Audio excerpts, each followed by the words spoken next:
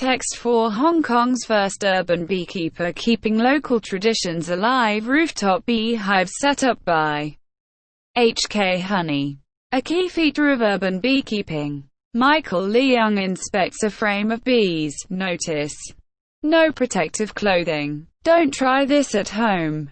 1. On the rooftops of Hong Kong amongst the high-rise apartments, a local product designer, Michael Leung, has created his own space and is bringing nature back into the city. One beehive at a time. 2. Michael Leung is the founder and creative director of HK Honey, an organization that links local beekeepers with city dwellers by providing locally produced honey products. But the organization's ultimate goal is to help sustain bee populations, which have been declining, while raising awareness by keeping a vital relationship between people and bees alive. 3. According to the HK Honey website, Leung is Hong Kong's first urban beekeeper. Although beekeeping has been around in the outlying areas of Hong Kong for some time. In fact, Leung was trained by Mr. Yip, who has had a bee farming operation in Sha Tin since the 1980s. 4. After they met in early 2010, an enthusiastic Leung had HK Honey up and running by that summer. Now it's uniting Hong Kong urban beekeepers from all walks of life. It links a network of local bee farms and offers workshops, organizes tours on urban beekeeping and makes honey products. Its online shop also offers handmade products such as the usual candles and bottled honey. But honey cakes made from local ingredients are only available during their workshops.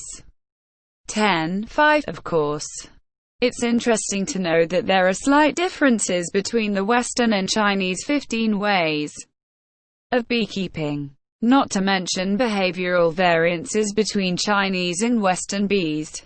6. There is a wide range of bee species kept by beekeepers in China. Unlike in the West, where commercial beekeepers usually rely on a single species. In contrast to the West, the Chinese approach to beekeeping uses no protective clothing, no gloves and no head nets. This gives us a closer connection to the bees. When we work with them, we make sure we move very slowly and try not to disturb them to zero much, Leung says. 27. Hong Kong is an incredibly dense high-rise city. Leung wasn't 100% sure if bees could sustain themselves in Hong Kong's urban environment.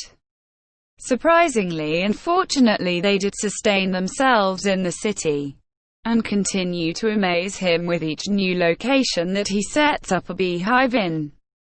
The honey in Hong Kong is an eclectic mix of wild and seasonal flowers.